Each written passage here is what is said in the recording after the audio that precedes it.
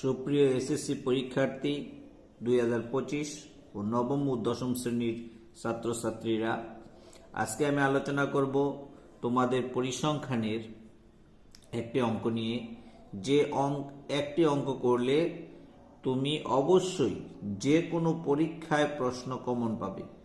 আমি তোমাদেরকে এই অধ্যায় থেকে মাত্র দুটি অঙ্ক করাবো, যে দুটি অঙ্কের মাধ্যমে তুমি এই অধ্যায়টিকে কভার করতে পারবে। আজকে আমরা একটি অঙ্ক দেখাবো আর একটি অঙ্ক করব আমরা চিত্র গ্রাফ নিয়ে আর কি। এখন আমরা একটা অঙ্ক নিয়ে আলোচনা করি।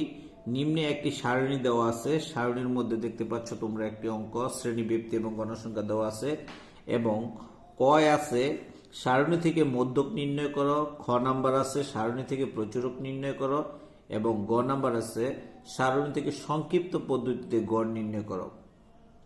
তো তোমাদের যে জিনিসটা সবচেয়ে বেশি সমস্যা হয় যে আসলে মধ্যক করলে কয়টা গড় করতে হবে, প্রচুরক করলে কয়টা গড় করতে হবে এবং সংক্ষিপ্ত পদ্ধতিতে গড় করলে কয়টা গড় করতে হবে।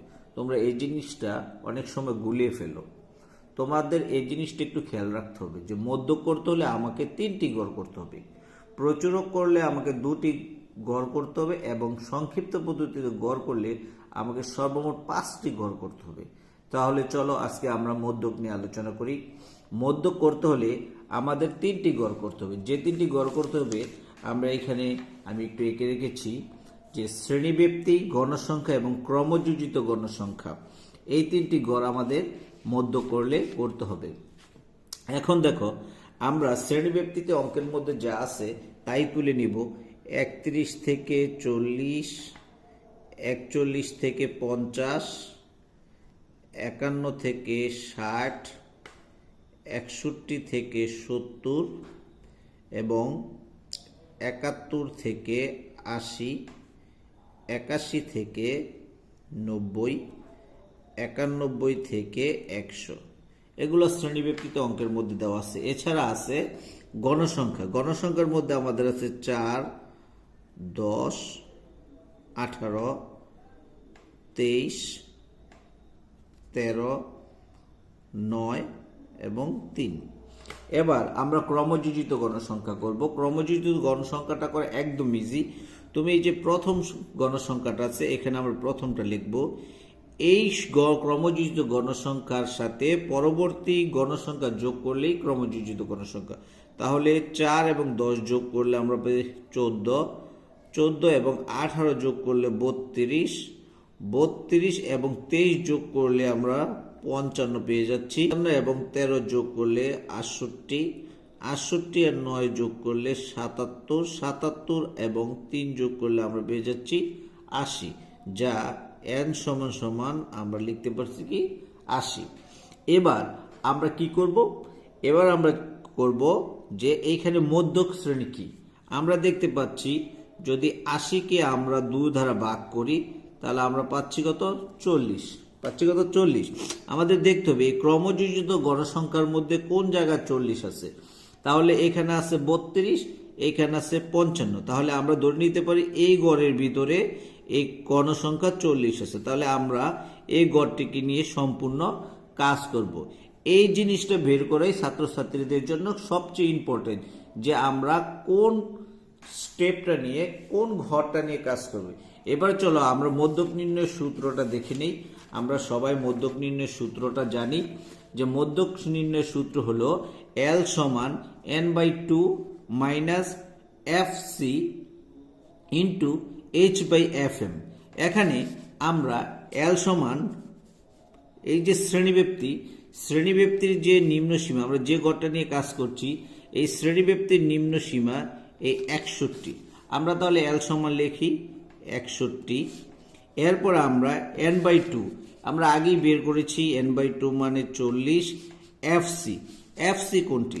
fc হলো এই যে গড়টি নিয়ে আমরা কাজ করছি, মানে যে গড়টির মধ্যে আমরা মধ্যক পেয়েছি এর আগের ক্রমযোজিত গণসংখ্যা, এর আগে খেয়াল রাখবে, এর আগের গণযোজিত ক্রমসংখ্যাকে বলা হয় fc।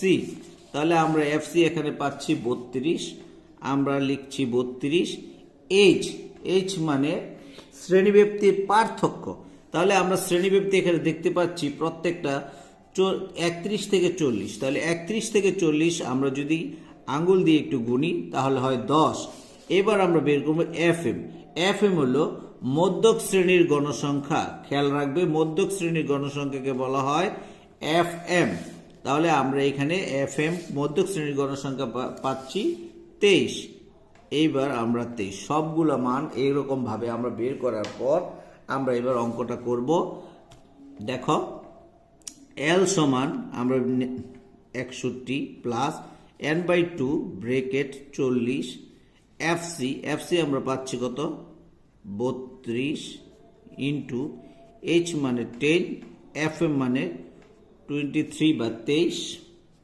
এই 61 আমাদের ঠিক থাকবে, প্লাস 40 থেকে 32 বাদ দিলে 8 ইন্টু 23 সমান 61 প্লাস 8 আর 10 গুণ করলে 8 10 80 23।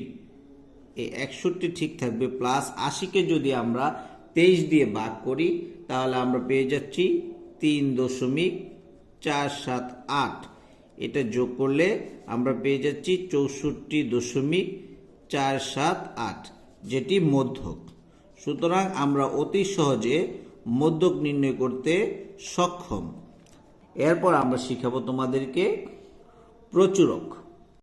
সুপ্রিয় ছাত্রছাত্রীরা, আমরা এখন শিখব খ নং প্রশ্ন উত্তর সারণী থেকে প্রচুরক। প্রচুরক নির্ণয় করতে হলে আমার দুটি গড়ের প্রয়োজন, একটা হলো শ্রেণী ব্যক্তি আর একটা হলো গণসংখ্যা। তাহলে শ্রেণী ব্যক্তি এবং গণসংখ্যা যেহেতু অঙ্কের দেওয়া আছে, আমরা কিভাবে এই শ্রেণী ব্যক্তি ও গণসংখ্যা থেকে অঙ্কটি করব আমরা দেখাই। তাহলে আমরা প্রথমে লিখব সূত্র। প্রচুরকের সূত্রটা আমরা প্রথমে সবাই লিখে নিই। আমরা জানি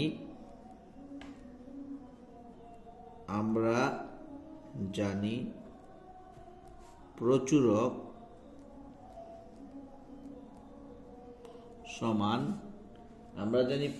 সমান L প্লাস F1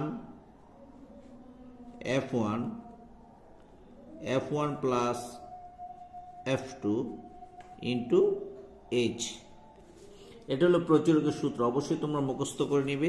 এবার আসো আমরা এখানে কিভাবে এইগুলা বের করব।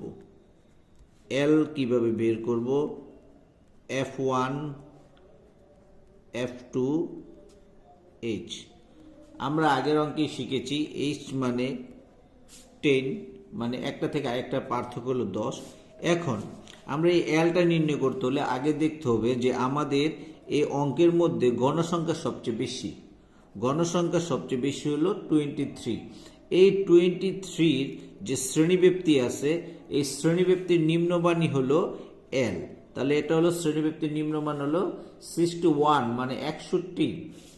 এছাড়া যখন আমরা F1 নির্ণয় করব তাহলে গণসংখ্যার যে পূর্ববর্তী গণসংখ্যা, এটা থেকে এটা বিয়োগ করব। তাহলে 23 থেকে যদি আমি 18 বিয়োগ করি তাহলে F1 মানে আমার হয় 5, এবং F2 হলো এই গণসংখ্যার সর্বোচ্চ গণসংখ্যার পরবর্তী যে সংখ্যা আছে, মানে 23 থেকে 13 বিয়োগ করলে হলো F2।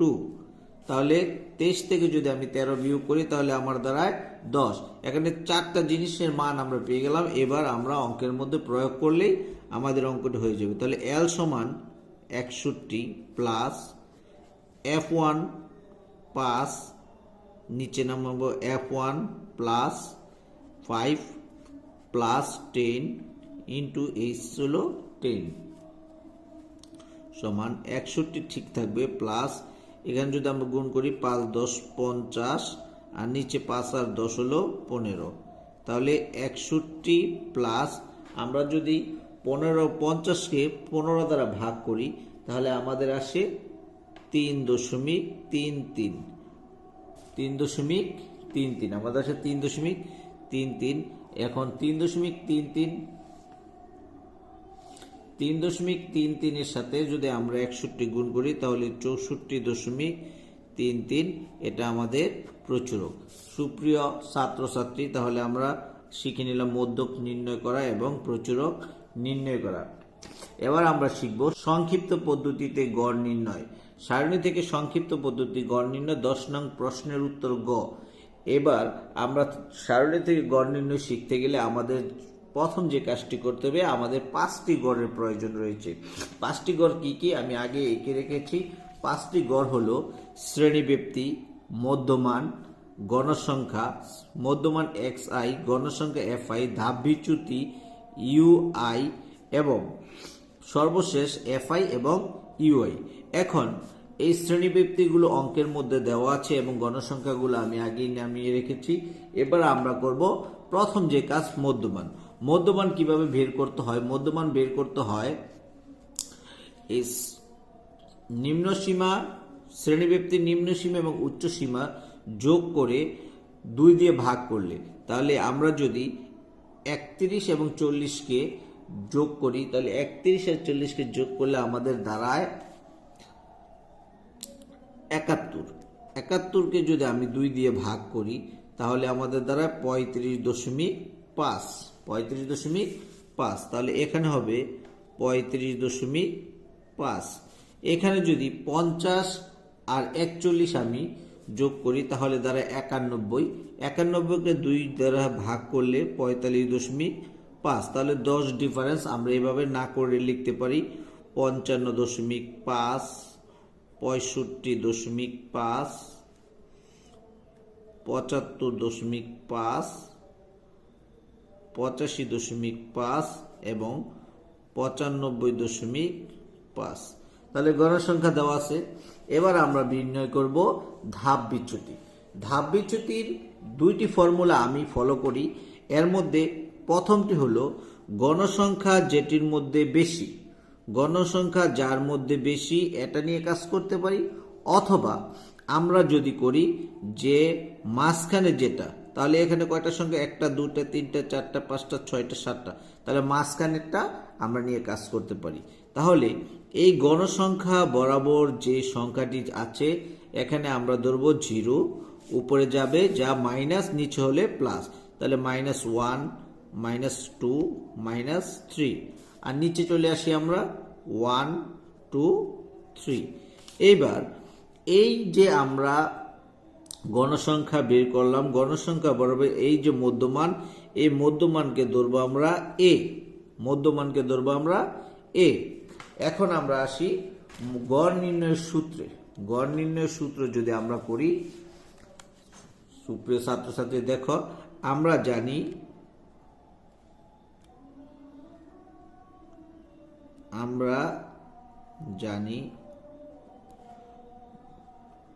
গড় সমান a প্লাস সামিশন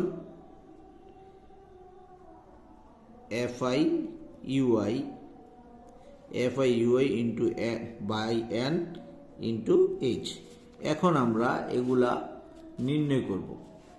এগুলা নির্ণয় করতে গেলে আমরা এখানে আগেই বের করেছি a সমান 65.5 এবং সামিশন fi ui এটা আমরা বের করব। h সমান আমরা আগেই জানি 10 এবং n সমান আমরা জানি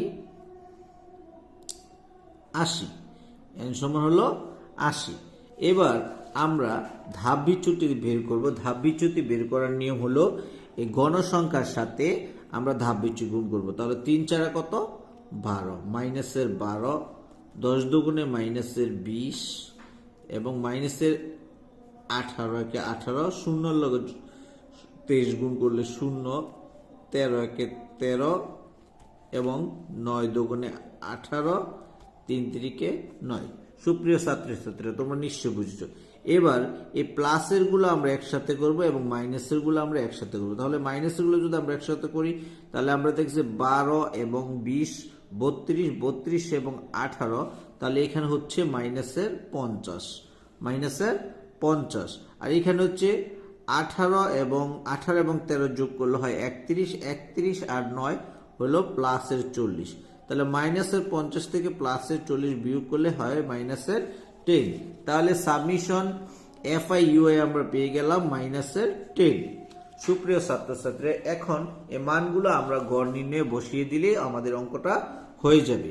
তাহলে আমরা লিখি এ সমান 65.5 প্লাস সামিশন এফআই ইউ এর মান হলো 10, আমরা বসালাম 10, এন এর মান হলো 80 ইন্টু এইচ এর মান হলো 10।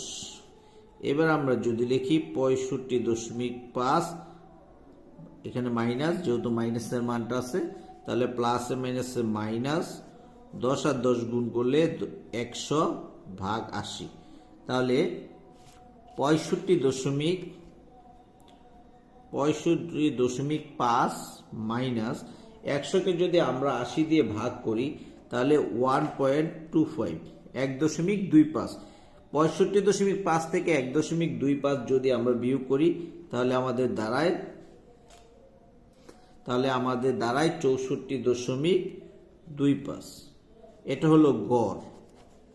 সুপ্রিয় ছাত্রছাত্রীরা, তোমরা যদি এই 3টি অঙ্ক সুন্দরভাবে আয়ত্ত করতে পারো তাহলে আশা করি তোমাদের অঙ্কের মধ্যে কোনো সমস্যা থাকবে না। পরিসংখ্যানে তোমরা 10-এ 10 পাওয়া সম্ভব। আমি পরবর্তী ক্লাসে নিয়ে আসবো কিভাবে চিত্র আঁকতে হয়। আরেকটি ক্লাসের মাধ্যমে আমরা আমাদের পরিসংখ্যানের অধ্যায়টি পরিসমাপ্তি ঘোষণা করব। ধন্যবাদ।